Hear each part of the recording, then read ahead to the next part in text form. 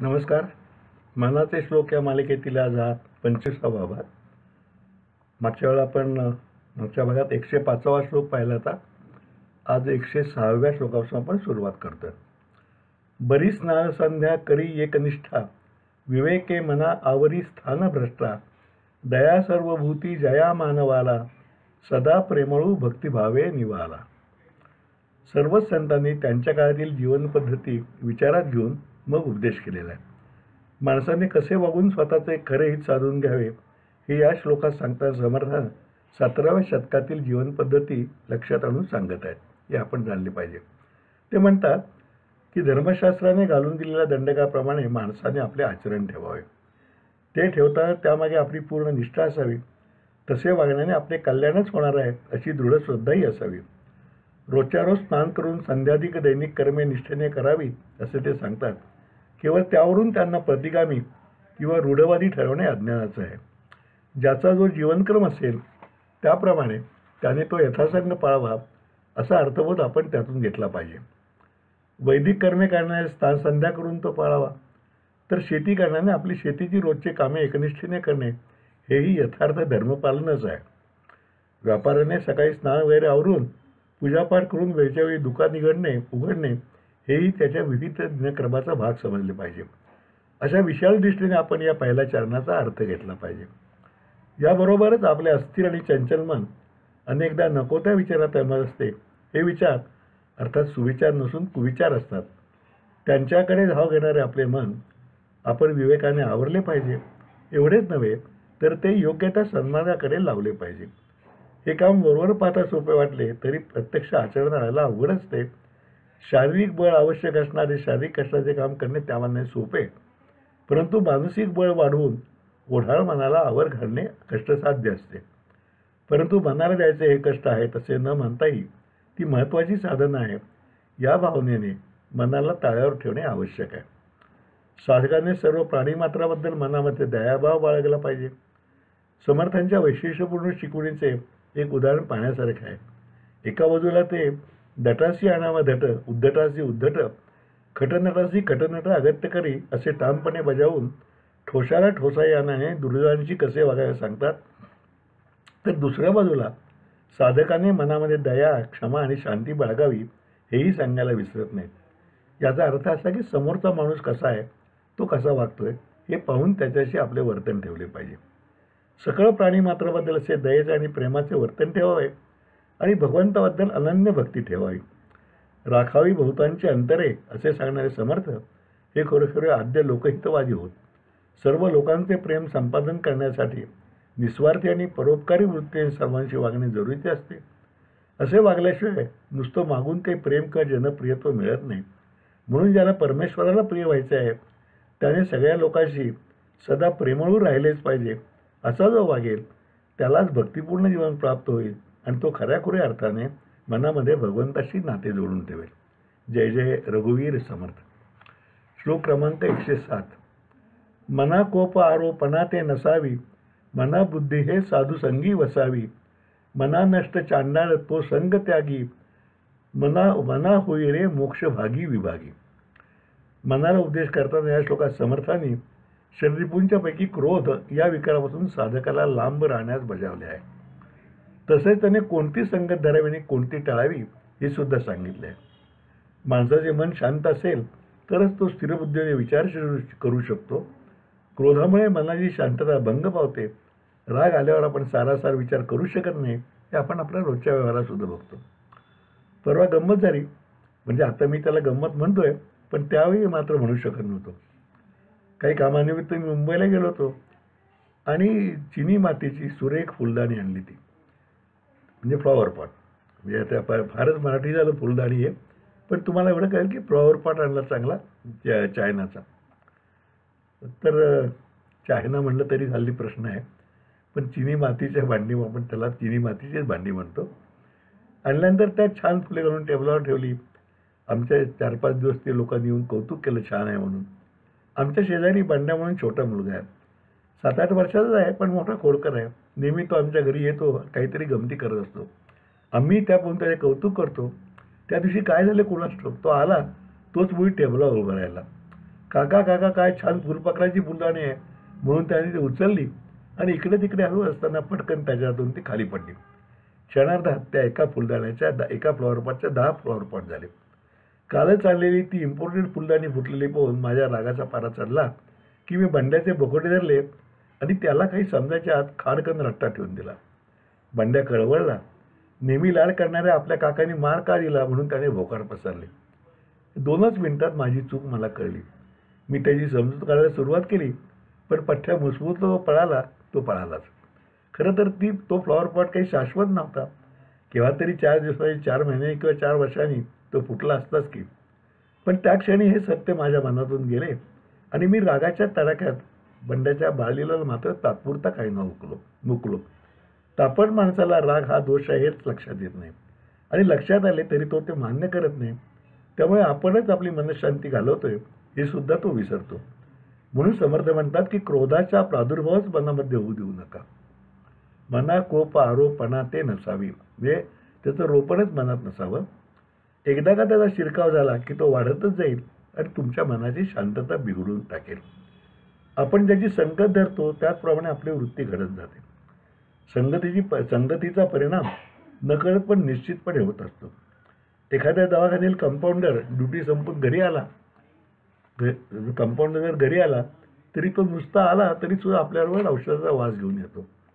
जे साधक अगदी सिद्धपदाला पोचले असतील ते कोणत्याही व कशाही संगतीत स्वतःला आलोप ठेवू शकतील, परंतु आपल्या सामान्य प्रपंच माणसाची तेवढी तयारी नसते. त्या माणसाची स्थिती त्या कंपाऊंडरसारखी होते. त्यामुळे त्याने आपल्या साधनाला पोषक ठरेल अशीच संगत धरावी व जी साधनापासून परावृत्त करून आपली वाट लावेल ती टाळण्याचा प्रयत्न करावा. त्यामुळे त्याच्या बुद्धीला योग्य तो मार्ग मिळत जाईल. ही सज्जनांची संगत प्रयत्नपूर्वक धरली पाहिजे. त्यावेळी आपोआप त्यांच्यातील सद्गुणांची संगत आपल्याला प्राप्त होते. समर्थ याचबरोबर कोणती संगत टाळावी हेही सांगतात. ते म्हणतात, दुर्जन, भोगामध्ये बुडालेले लोक, दुर्गुणी व व्यसनी लोक यांची संगत टाळलीच पाहिजे. ती टाळणे म्हणजेच आपल्या बुद्धीला, मनाला वाईट मार्गाकडे जाण्यापासून वाचवणे होय. म्हणजे डॉक्टर जसे एखाद्या रोगाला सांगतो की एक पथ्य पाळ व अमुक औषध घे, तद्वत समर्थांनी कुसंगती टाळावी हे पथ्य पाळ आणि सत्संगती धरावी हे औषध घे असा मनाला दुहेरी उपदेश केला आहे. असं केलं तरच प्रापंचिकाची भवरोगातून मुक्तता होईल आणि तो मोक्षमार्गाच्या वाटेचा वाटसूर होईल असंही त्यांनी सांगितलेलं आहे. एक छोटी कविता केली आहे, ती वाचतो. छळतो हा रीती नाना, सोडून दे क्रोध मना. संत संगतीचं धरुनी, बुद्धी तेथ स्थिरावनी. त्यागून खरं निचास, नकोत ते जवळपास. त्यागून खरं निचास, नकोत ते जवळपास. ऐसे मन शुद्ध करी, मोक्ष नाही मग दुरी. ऐसे मन शुद्ध करी, मोक्ष मग नाही दुरी. जय जय रघुवीर समर्थ. श्लोक क्रमांक 108. सदा सर्वदा सज्जनाचे नियोगे, क्रिया पालटे भक्तिभावार्थ लागे. क्रियेविण वाचा लता ते निवारी, तुटे वाद संवाद तो हितकारी. सत्संगतीचे महत्त्व समर्थ पुन्हा पुन्हा सांगतायत आणि ते करताना कोणतीही चर्चा केवळ चर्चेसाठी किंवा वादविवाद म्हणून न करता त्यामधून मतभेद निकालात लागून भगवंत मार्गावर एकमत होते अशीच चर्चा परमार्थाला हितकारक आहे असं सांगत आहेत. या एकाच विचाराचे निरूपण करणारे श्लोक क्रमांक 108 ते 115 हा एक गट म्हणजे श्लोक समुच्चयच आहे. या 8ही श्लोकामधून समर्थ अनावश्यक व बाष्कळ वादविवाद टाळून ज्यावेळी भगवंत प्राप्तीच्या मार्गासंबंधी एकमत होईल असा सुसंवाद करावा असं त्यांनी प्रतिपादन केले. या तत्वाच्या धाग्यात गुंफलेल्या या श्लोकसमूहापैकी हा पहिला श्लोक आहे. माणसाने सतत सज्जनांचा संग धरला तर त्याच्या आचारात व विचारात दोन्हीकडे परमार्थ मार्गाला अनुकूल असा बदल घडून येतो. आता सध्याच्या काळात काही वेळा आपला असा प्रश्न पडेल की संत सज्जन तरी कोणाला म्हणायचं. एका बाजूला तथाकथित बुवा, महाराज, स्वामी यांची संख्या वाढते आहे, त्याचबरोबर त्यांच्या नादी लागणाऱ्या भाविक भक्ताती वाढ होत आहे. पण हे सगळेच खरे सज्जन आहेत का हे कसे ओळखायचे? त्यावर एक सोपा उपाय आहे. ज्याच्या सहवासात गेल्याने आपल्या मनातील विषयोपभोगाचे विचार कमी होतात आणि मनाला शांती लाभते तो खरा सज्जन म्हणायस हरकत नाही. केवळ त्याच्याकडे जाऊन काहीतरी प्राप्त होईल असं आपण म्हणतो आणि त्याप्रमाणे त्या नादी लागतो, हे योग्य नाही. त्याच्या संगतीत गेल्यानंतर आपल्या मनात किती फरक पडला हे आपण तपासून पाहिले पाहिजे. अशा माणसाची संगती साधकाने सतत धरावायच हवी असे समर्थ म्हणतात. प्राप्त परिस्थितीत त्याची संगत सतत धरणे शक्य होणार नाही, परंतु त्याच्या विचारांची शिकवणुकी संगत कायम ठेवता येईल. आपण रोज अशा सद्गुरूला प्रत्यक्ष भेटवले तरी चालेल, त्यांचे विचार रोज ऐकले किंवा वाचले तरी ती संगत केल्यासारखेच होईल. अशा सत्संगतीमध्ये माणसाचे विचार आणि आचार दोन्ही पालण्याचे सामर्थ्य आहे. आपल्या मनातील विषय वासना कमी होणे, तिची जागा सद्विचाराने घेणे हेच ते इंगित आहे. आपल्याला भगवंताच्या भेटी तळमळ निर्माण होते. विषयाकडे धावणारे आपले मन तेथून मागे खेचून परमार्थाकडे लावले जाते. मनातील विषयप्राप्तीची तळमळ कमी होऊन मन निभ्रांत होऊ लागते. साधकाने केवळ विचार चांगले ठेवून उपयोग नाही, तर त्याचे प्रत्यक्ष आचरणसुद्धा सद्विचारांना पोषक असेच असले पाहिजे.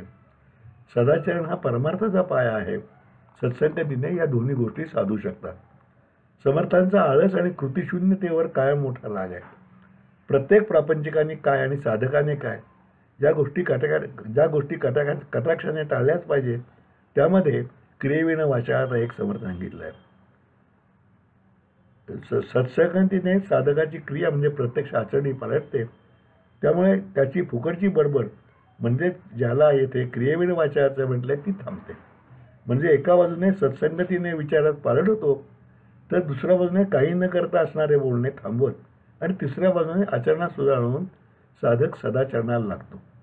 असा सत्संगतीचा तिपेडी महिमा इथे सांगितलेला आहे.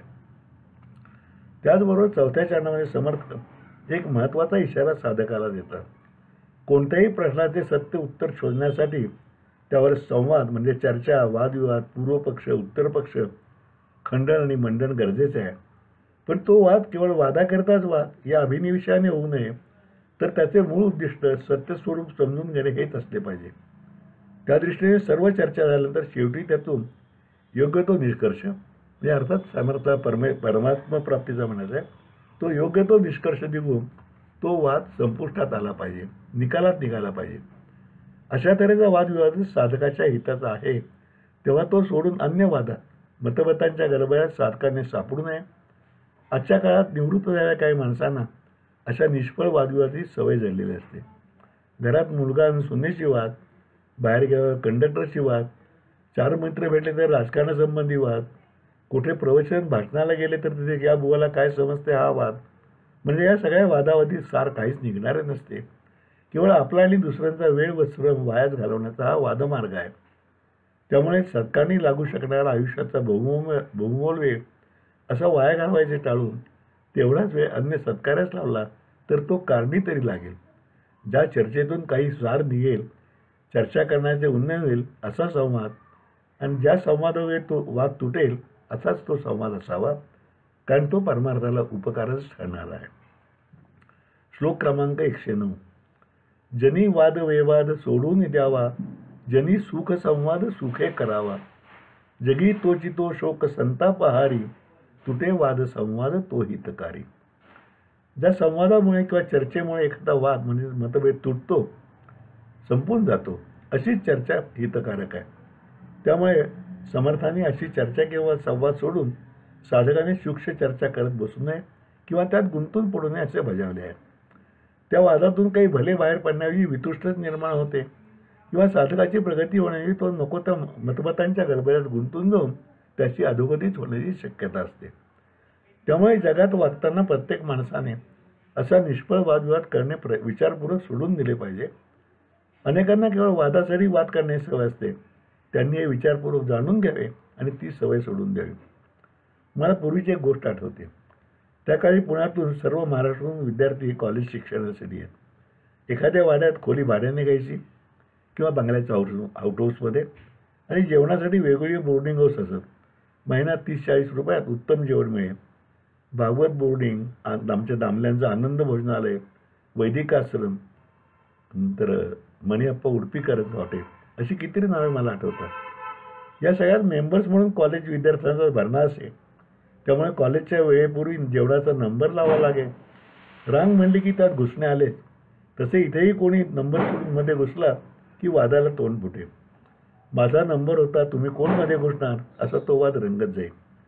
2-5 मिनिटांनी थोड्याशा मध्यस्थीनंतर बरं बरं तुम्हाला बसायचं असेल तर बसा, पण नंबर माझाच होता, हा प्रश्न तत्वाचा आहे, अशा ऑफर्स वाद करणाऱ्या दोन्ही बाजूंच्याकडून येत. याला का उपयोगी संवाद म्हणायचे? हा तर केवळ मानसिक क्षोभ आणि संताप वाढवणारा वितंड वाद झाला. ज्याला प्रपंचात काय किंवा परमार्थात काय, आयुष्यात काहीतरी करायचं आहे, त्याने अशा वादविवादापासून लांबच राहिले पाहिजे आणि तो सोडून दिला पाहिजे. याच्या उलट ज्या चर्चेमधून आपल्याला भर पडणार आहे, आपल्या एखाद्या प्रश्नाची उकल होणार आहे किंवा ज्यामधून एखादा नवीन रचनात्मक विचार पुढे येणार आहे, अशा तऱ्हेचा संवाद मात्र अवश्य करावा. त्यामुळे आपण अनेक लोकांचे वेगळे विचार आपण जाणू शकतो. बुद्धी प्रगल्भ आणि मन प्रशांत बनते. ते संभाषण आपल्यामधील अज्ञान, दुःख, चिंता आणि क्षोभ यांचा नाश करून आनंद देणारे असते. त्यामुळे समर्थांनी अशा संवादाला सुखसंवाद हा अतिशय सुरेख अर्थपूर्ण शब्द योजला आहे. म्हणजे एका बाजूने बाष्कळ किंवा तत्वहीन चर्चेचा त्याग करावा, त्यापासून मनाला स्वस्थ आणि अलिप्त राहण्यास शिकवावे, आणि दुसऱ्या बाजूला जेव्हा खरोखरीच एखादा अर्थपूर्ण संवाद, सुसंवाद, सुखसंवाद शक्य असेल तेव्हा तो मात्र अवश्य करावा, अशी समर्थांची शिकवण आहे. याचे कारण ते शेवटच्या ओळीत सांगतात, तुटे वाद संवाद तो हितकारी. ज्या चर्चेमधून काही तत्वबोध होऊन वादविवाद किंवा मतभेद संपतील, तीच चर्चा किंवा संभाषण साधकाच्या हिताचे आहे, त्याचे ग्रहण करावे आणि अन्य वावदूक वादविवादात त्याग करावा, हाच साधनेचा मार्ग आहे.